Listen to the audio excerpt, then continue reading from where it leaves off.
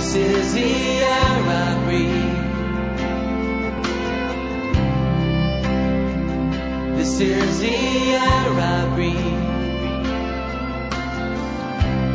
Your holy presence living in me. La sanctification, je pense que vous pouvez essayer un peu de nous dire quelle attitude, comprenez, le chrétien doit-il avoir pour hériter du royaume des cieux? Je dirais, lorsque nous lisons le livre de Matthieu 24, le Seigneur Jésus est en train de parler clairement. Il dit, vous aussi tenez-vous prêts, car le Fils de l'homme viendra, au moment viendra à l'heure où on s'y attendra le moins. Je dirais, pour hériter le royaume des cieux, pour des chrétiens, c'est-à-dire tu as déjà reçu le Seigneur Jésus-Christ comme ton Seigneur et Sauveur, tu dois garder la conscience de l'éternité. Tu dois avoir cette conscience-là que la vie ne s'arrête pas ici-bas. Mesdames et messieurs, bonjour, bonsoir. Vous me suivez de partout dans le monde. Et c'est un grand privilège pour moi, Richard Petit, de vous présenter encore une fois de plus ce numéro de Dieu te parler au travers de Voilà. Pour vous et à la demande d'un grand public, nous recevons aujourd'hui le berger Fred Emmanuel Zico. Il est le superviseur, autrement dit le coordonnateur d'un ministère biblique. Il s'agit bien évidemment du ministère biblique Rassemblement des élus. Ensemble, nous allons nous entretenir sur des questions d'actualité. Nous allons parler de sa personnalité et ensuite nous allons exploiter un thème très particulier. Je m'en vais rapidement le saluer. Bonjour le berger. Bonjour. C'est un grand privilège pour AS Musique 243 de vous recevoir au sein de ces enceintes. Voilà, vous êtes très jeune et vous servez Dieu, c'est une grâce. Mais quelle est votre histoire avec Dieu? Vous venez d'où particulièrement? Shalom d'abord. Oui, shalom. Je dirais, je suis le berger, le coordonnateur principal de la mission biblique Rassemblement des élus.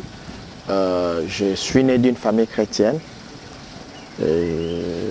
Je suis né d'une famille chrétienne, d'une famille de croyants. J'ai grandi dans le message, si je peux dire. J'ai grandi dans l'arche, si je peux dire ainsi. Et à un moment donné dans ma vie, étant jeune, comme nous le savons, j'avais eu aussi à m'égarer du chemin du Seigneur. Mais par la grâce de Dieu, le Seigneur a eu à nous rattraper et voilà, nous le servons maintenant. Nous le servons pour l'avancement, pour la gloire de son royaume. Voilà, c'est très particulier. Actuellement, vous êtes le coordonnateur des rassemblements bibliques des élus du corps du Christ. Voilà, les élus, les rassemblements bibliques des élus. C'est quelque chose de particulier. C'est un peu de nous parler de la petite histoire parce que nous savons que vous n'avez... C'est un peu de nous parler de ça. Je dirais, la mission biblique Rassemblement des élus est une vision que le Seigneur a eu à nous accorder depuis 2014 lors d'une retraite dans une montagne avec deux frères et sœurs alors qu'on était en train de prier. Et dans une vision, le Seigneur a eu à me montrer. Je voyais comme une bâche où on avait écrit Rassemblement des élus. Et après, le Seigneur, c'était pour ma toute première fois d'entendre la voix audible de Dieu. Il m'a dit, Fred, note ce que je suis en train de te dire. Alors, il était en train de me parler alors que les autres frères et sœurs qui étaient en train d'adorer, de chanter, moi j'entendais Dieu me parler. Il m'a dit, tu rassembleras mes élus de partout, tu leur parleras de mon retour, tu leur diras d'être prêts parce que je reviens très bientôt et de se sanctifier encore davantage et de se préparer à ma rencontre. Donc c'est aussi ça ce qui constitue le socle ou notre objectif principal de la mission biblique Rassemblement des élus. Nous préparons le croyant, nous préparons les chrétiens à la rencontre du Seigneur par un message de la parole de Dieu, un message de l'enlèvement, un message du retour du Seigneur. Votre enseignement se repose sur le retour du Christ, si nous le comprenons bien. Et particulièrement, quelle lecture vous faites de ceux dont les enseignements se reposent seulement sur les bénédictions, sur les surnaturels et sur les miracles? Qu'est-ce que vous faites comme lecture par rapport à ça? Parlant du message sur le surnaturel, du message sur la bénédiction, je dirais, le Seigneur Jésus-Christ lui-même, quand il s'est présenté, pour la toute première fois, il a dit que je suis le chemin, je suis la vérité et la vie. Donc, comme pour nous dire en quelque sorte que si tu as le Christ, si tu as Jésus-Christ dans ta vie, tu seras béni. Si tu as Christ dans ta vie, tu vas opérer dans le surnaturel. Si tu as Christ dans ta vie, tu vas opérer des miracles. Donc, toutes ces choses-là ne sont que des vérités particulières de la parole de Dieu. Et donc, Christ doit être toujours au centre. Et quand on l'a, on va expérimenter toutes ces vérités-là. Parce que ça se trouve dans la Bible. Mais seulement, Christ doit demeurer toujours au centre. Quand on l'a, on doit demeurer toujours dans la Bible. Cher peuple de Dieu, chers téléspectateurs, ça a toujours été un grand privilège pour nous de recevoir sur ce plateau des serviteurs de Dieu qui ont un message particulier. Voilà, pour vous, vous constatez bien que le message du berger Emmanuel Fred repose sur le retour du Christ. Voilà, berger, quelle lecture faites-vous de ce verset qui dit rachetez les temps car les jours sont mauvais? Je pense que c'est presque similaire à vos enseignements. Quelle lecture faites-vous de ça? Premièrement, je dirais, ce passage est clair. La Bible dit racheter les temps car les jours sont mauvais. Et on n'a pas dit acheter, mais de racheter. Je dirais que Christ a déjà acheté pour nous un temps en s'offrant lui-même à la croix. Il a eu à payer un prix pour nous. Alors, quand on croit en lui, quand on le reçoit comme Seigneur et Sauveur, et je crois que c'est une manière pour nous de racheter ces temps-là. Les temps qui pouvaient être perdus pour nous, mais en le recevant comme Seigneur et Sauveur, je crois que ces temps peuvent être rachetés. Si dans ta vie, tu as eu à connaître des déceptions, tu as eu à faire des choses dont tu te reproches vraiment jusqu'en ces jours, je crois qu'en recevant le Seigneur Jésus-Christ, tout ce temps-là sera passé et tu commenceras une nouvelle histoire. Donc, ça sera un temps racheté. Tu commenceras une nouvelle histoire, cela sera un temps racheté. Voilà, vous avez eu un message. Je pense qu'il serait très méchant de votre part si vous le particularisez, raison pour laquelle, au travers de AS Musique 243, qui est une chaîne évangélique, vous êtes en train de nous transmettre votre message. Voilà, nous essaierons ensemble de partager sur un thème. Il s'agit de comment comprendre les signes du temps de la fin, parce que cela a été en quelque sorte votre révélation. Aujourd'hui, nous sommes dans l'église au corps du Christ. Beaucoup de gens disent particulièrement que Jésus-Christ ne reviendra pas, mais vous avez reçu ce message. Et qu'est-ce que vous pouvez leur dire par rapport au signe du temps de la fin et par rapport à votre message particulier, votre révélation? Premièrement, je dirais ceci. Pour parler du retour du Seigneur, il faut parler d'abord de sa venue. Parce que avant de retourner, il doit d'abord venir. Alors lorsque nous essayons d'exploiter la Bible, de lire la Bible, vous allez remarquer qu'entre Matthieu et Malachie, vous allez voir il y a une page blanche. Une page blanche. Et les historiens ou les étudiants de la Bible disent que cette page blanche-là représente au moins 400 ans, une période de 400 ans où le peuple juif était à l'attente du Messie. Le Messie dont on a eu à parler de lui par les prophètes. Beaucoup de prophètes de l'Ancien Testament ont parlé du Messie, ont parlé qu'il devait venir. Mais il a fallu 400 ans après, où il y avait comme un silence pendant cette période-là, où l'Esprit ne parlait peut-être pas, on entendait seulement que la prophétie messianique s'accomplisse. Et enfin, il était aussi venu. Donc, comme pour dire que Dieu respecte sa parole. Si pour venir, on avait annoncé autrefois qu'il allait venir et il était venu, alors pour retourner, il reviendra aussi. Quand Dieu dit il reviendra, il reviendra. Dieu respecte sa parole. Dieu respecte sa parole. Vous êtes là pour enseigner un message. Votre révélation se base sur le recours du Christ, se base sur la sanctification. Je pense que vous pouvez essayer un peu de nous dire quelle attitude, comprenez, le chrétien doit-il avoir pour hériter du royaume de cieux? Je dirais, lorsque nous lisons le livre de Matthieu 24, le Seigneur Jésus est en train de parler clairement. Il dit, vous aussi, tenez-vous prêts, car le Fils de l'homme viendra, au moment viendra à l'heure où on s'y attendra le moins. Je dirais, pour hériter le royaume des cieux, pour des chrétiens, c'est-à-dire tu as déjà reçu le Seigneur Jésus-Christ comme ton Seigneur et Sauveur, tu dois garder la conscience de l'éternité. Tu dois avoir cette conscience-là que la vie ne s'arrête pas ici-bas, qu'il y a une demeure, il y a un endroit meilleur que Dieu nous a réservé. Et lorsque nous lisons Apocalypse 2, nous lisons Apocalypse 3, le Seigneur, l'Esprit de Dieu est en train de parler aux 7 églises d'Asie mineure. Et le mot qui revient le plus, c'est à celui qui vaincra, à celui qui restera fidèle, je lui donnerai une couronne de vie. À celui qui vaincra, je ferai de lui une colonne au temple de mon Dieu. Donc je dirais, pour être un candidat au ciel, il faut rester vainqueur. Il faut rester vainqueur, peu importe les circonstances de la vie, peu importe les choses que nous rencontrons ici-bas sur terre, restons vainqueurs, restons victorieux. Si nous croyons que Christ est notre Seigneur et Sauveur, restons fidèles à lui. Il dit, si vous m'aimez, vous garderez ma parole, vous garderez mes commandements. Donc gardons sa parole, cela va faire en sorte qu'on ait le profil qu'il faudra pour aller au ciel. Il faudrait avoir le profil, garder la parole de l'Éternel. Tel est votre message. Et nous voulons vous situer actuellement. En parlant des activités publiques, vous organisez quoi quel genre d'activité votre structure, votre ministère organise particulièrement?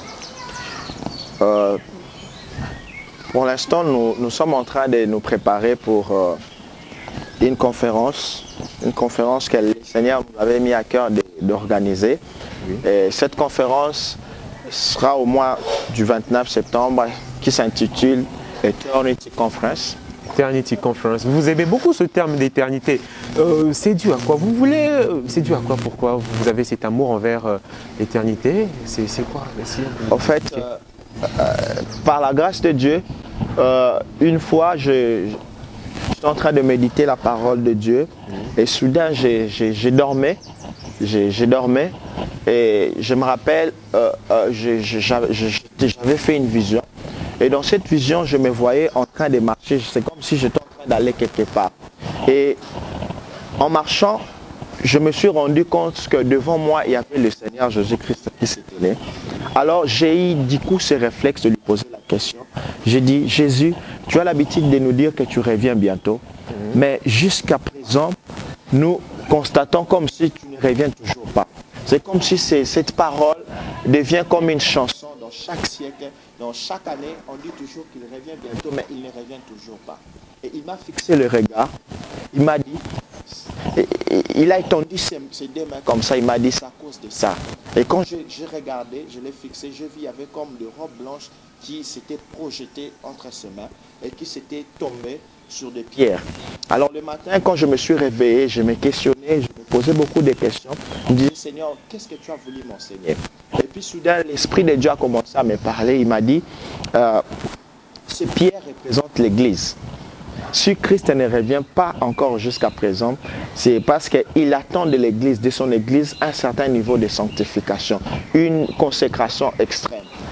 Sinon, plusieurs risqueraient de prêcher sa parole et après d'être disqualifiés, tout simplement à cause de petites choses.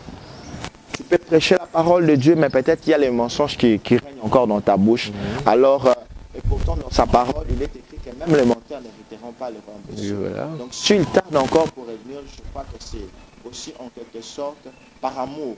Il ne veut pas nous voir passer à côté, il ne veut pas nous voir être disqualifiés. Alors, il nous laisse encore un temps pour nous préparer par rapport à sa rencontre.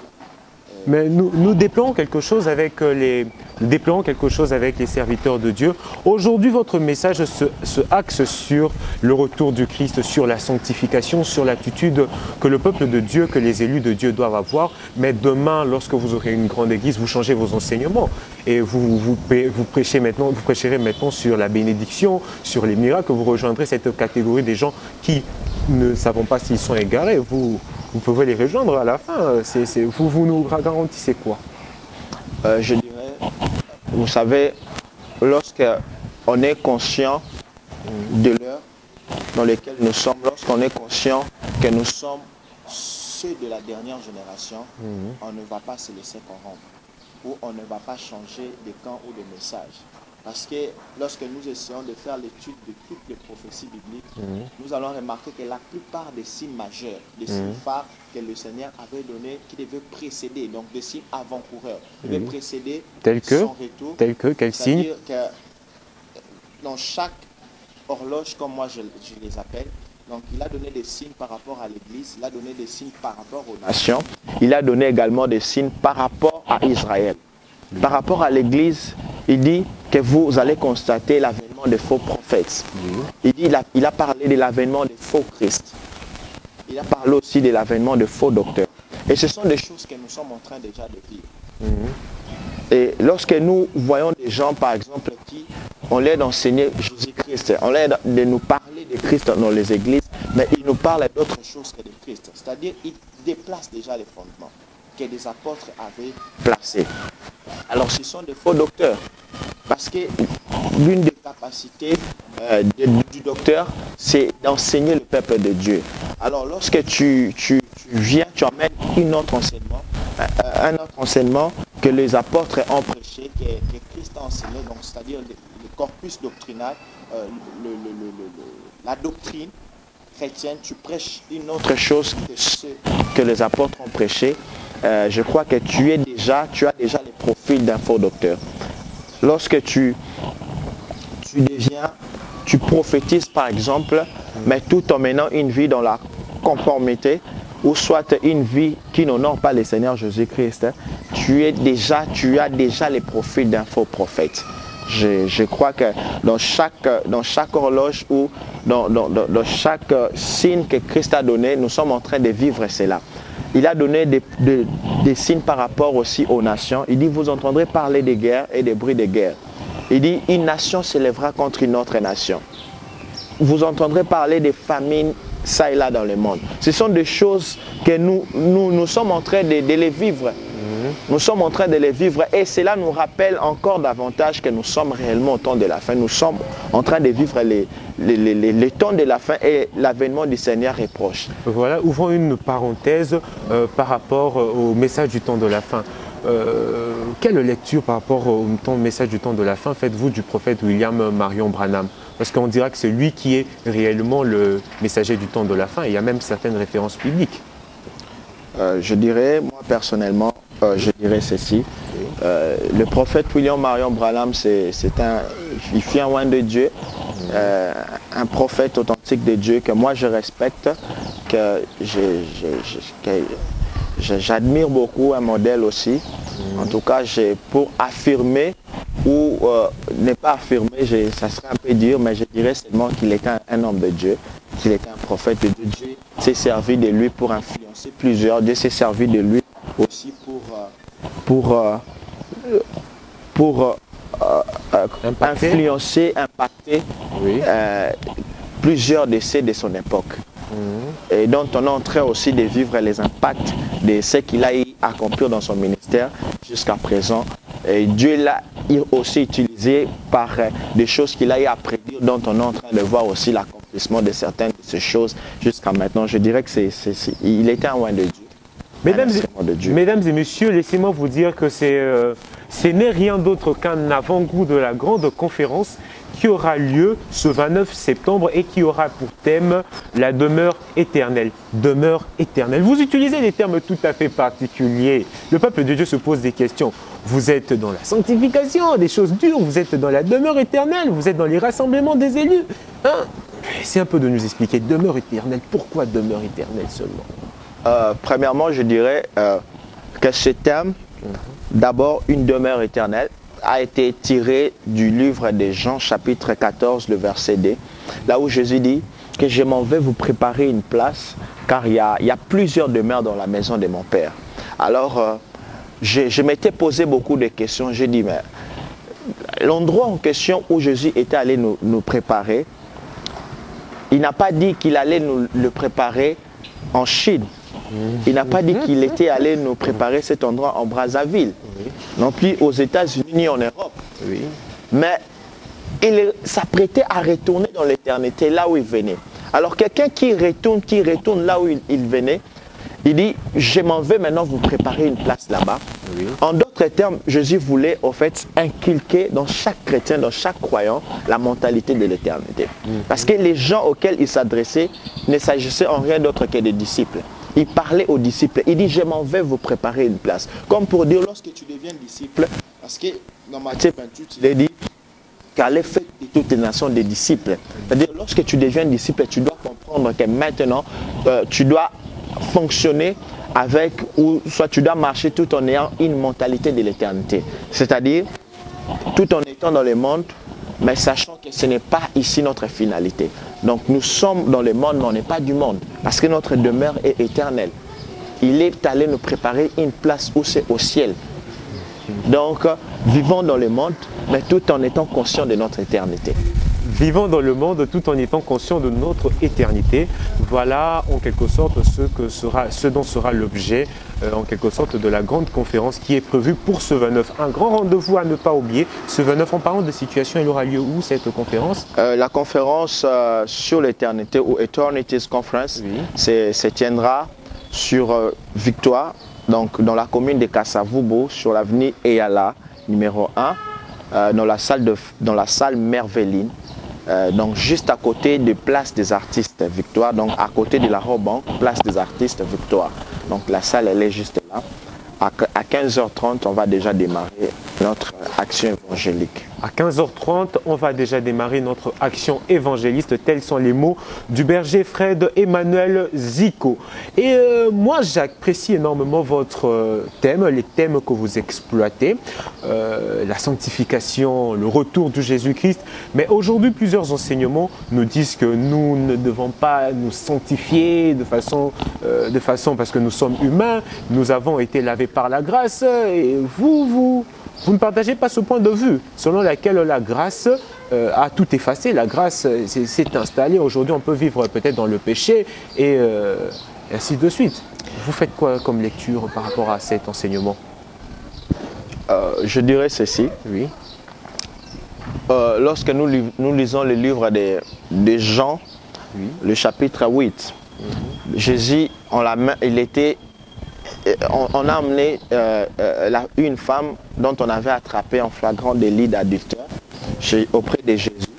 Alors il y avait beaucoup de gens, il y avait des vieux tout comme des petits qui voulaient lapider la femme. Alors ils ont dit, voilà maître, qu'est-ce qu'on doit faire de cette femme? On l'a attrapée en flagrant délit d'adultère. Jésus a dit, qui parmi vous n'a jamais péché? Que celui qui n'a jamais péché lance la première pierre. Alors parmi toutes ces personnes-là, il n'y avait aucun qui était resté, ils étaient partis. Alors Jésus se retourne, il regarde la femme, il dit, femme, où sont tes accusateurs? La femme a regardé, dit, ils sont tous partis. J'aime ce que Jésus a dit à la fin. Il dit, comme personne ne te condamne, moi aussi je ne te condamne pas. Mais il a dit, va et ne pêche plus. Ça c'est la grâce. Alors que la loi devait condamner cette femme, la loi de Moïse, c'est-à-dire lorsqu'on a attrapé une femme dans ce genre de situation, la femme devait être lapidée. Mais Christ ne les condamne pas. Il dit, vas-y, retourne. C'est ça, c'est la faveur imméritée, c'est ça la grâce. Alors la grâce ne doit pas être pour nous un instrument pour pécher. C'est ce que Christ a voulu nous dire. C'est-à-dire que va, mais il précise, ne pêche plus. Donc la vraie grâce, c'est celle qui nous pousse à ne pas pécher.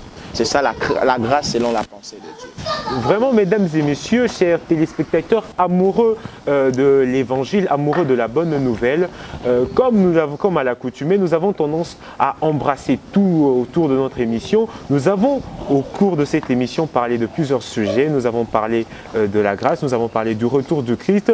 Nous sommes toujours en train d'évoluer avec la même logique d'idées. En fait, la place de la révélation dans l'Église. Nous n'allons pas entrer, mais aujourd'hui, plusieurs églises n'évoluent pas, plusieurs églises ne vont pas de l'avant parce qu'il manque de révélation. Et vous, étant une personne qui a été révélée, et quelle devait être la place de la révélation dans l'Église, selon vous? Je dirais, la parole de Dieu dit ceci, qu'un peuple sans révélation est un peuple sans frein. Ça c'est ce qui est écrit dans la Bible. Alors, j'aimerais encore enchérir pour dire ceci. Tout message est un message, mais tout message n'est pas un message de l'heure. Non, lorsque nous lisons 1 Thessaloniciens 4, le Seigneur Jésus parle de l'enlèvement. Il dit, voilà, au son de la trompette de Dieu, parlons, c'est l'Esprit de Dieu qui parle par Paul. Il dit, au son de la trompette de Dieu, voilà, les morts en Christ ressusciteront. Quand il finit, il parle comment est-ce qu'on devait être enlevé. Il dit, consolez-vous par ces paroles. Il finit par dire, consolez-vous par ces paroles. Je crois que, hormis de prêcher toutes ces choses, on doit toujours dire à l'Église, rappeler à l'Église qu'il reviendra. Celui qui était parti n'est pas allé pour du bon. Il revient. Il revient alors très bientôt. C'est un message de consolation. Jésus revient, d'espoir. Un message de consolation, d'espoir, de retour de Christ. Vous ne craignez pas d'avoir beaucoup de fidèles, vous ne craignez pas d'avoir moins de fidèles peut-être dans votre ministère parce que vous prêchez un message qui est assez dur. Vous ne sentez pas que vous n'aurez pas beaucoup de fidèles par rapport au thème que vous exploitez. En fait, vous ne craignez pas ça? Craindre, si je dirais craindre pour oui, ne pas avoir de fidèles, je dirais oui. Non, parce que vous savez, le royaume des cieux, les gens qui hériteront le royaume des cieux, bibliquement parlant, je dirais, ne seront pas vraiment si nombreux. Oui. Pourquoi? Parce que pour hériter le royaume des cieux, hormis du fait qu'on a reçu Christ, on doit accepter aussi de se traiter durement. On doit accepter de vivre selon la parole de Dieu. On doit accepter de ne pas plaire aux gens, mais plutôt de plaire au Créateur. On doit accepter d'être conformément à lui. Vous savez, si Christ était descendu, si Christ était venu, et c'était aussi une façon pour nous pour lui, en fait, d'être les modèles de tous ceux qui monteront. Je crois que Dieu avait accepté que son Fils vienne afin qu'il soit le modèle de tous ceux qui monteront. Afin qu'il soit le modèle de tous qui monteront. Voilà, c'était un grand privilège pour nous, bien que l'on dit les très bonnes choses ne durent pas. Nous avons beaucoup apprécié la modestie, les bonnes réponses, les références bibliques qui sont sorties de notre invité de ce jour. Je pense que le peuple de Dieu te regarde. Nous te donnons 30 secondes pour que tu adresses un message particulier par rapport à la conférence et par rapport à ce que tu veux transmettre comme un message au peuple de Dieu. La caméra. Shalom, peuple de Dieu. J'aimerais premièrement d'abord, avant d'aller plus loin, parler à toutes ces personnes qui n'ont pas encore reçu le Seigneur Jésus-Christ, de faire cette prière avec moi. Si tu sais de là où tu n'as pas encore reçu Jésus-Christ dans ta vie, je dirais pour toi l'éternité sera qu'un slogan. Pour passer ton éternité avec le Seigneur, il faut d'abord le recevoir. Il faut d'abord le recevoir. Il faut vivre une relation, une histoire personnelle avec lui. Alors j'aimerais d'abord que ceux qui ne l'ont pas encore reçu, de faire cette prière avec moi. Seigneur Jésus, je t'ouvre la porte de mon cœur. Je t'invite dans ma vie. Viens, entre. Sois mon Seigneur, sois mon Sauveur personnel. Saint-Esprit, conduis ma vie. Seigneur, pardonne tous mes péchés. Aide-moi à vivre selon ta parole. Au nom de Jésus-Christ. Amen. Alors, notre plus grand rendez-vous, c'est déjà pour le 29 septembre. Eternity Conference. Ça sera dans la salle de fête Merveline, dans la commune de Kasavubu à Kinshasa, sur l'avenue Eyala numéro 1, à côté de la Banque Victoire. Donc, comme référence, place des artistes. Que Dieu vous bénisse. Pour plus de contacts, vous pouvez nous contacter au numéro plus 243 82 12 620 40. Plus 243 82 12 620 40. Que Dieu vous bénisse. Que Dieu vous bénisse, que Dieu vous bénisse. Tels sont les derniers mots du berger Fred Emmanuel Zico. Cela a été un privilège pour nous de le recevoir. Vous qui nous suivez de partout dans le monde, nous vous demandons d'être branchés sur AS Musique 243 et AS Musique www.asmusique 243/radio, www.asmusique 243/télévision. C'était un privilège pour Richard Petit. Moi, je ne bouclerai pas cette émission sans pour autant avoir remercié Dieu merci mon Ndama et mon PDG Azaria, Kankou, sans oublier Lucie Nemoudou. Peuple de Dieu, soyez bénis. Prochain rendez-vous sur la même chaîne. Merci beaucoup. This is the air I breathe. This is the air I breathe. Your holy presence living in me. La sanctification. Je pense que vous pouvez essayer un peu de nous dire quelle attitude, comprenez, le chrétien doit-il avoir pour hériter du royaume des cieux?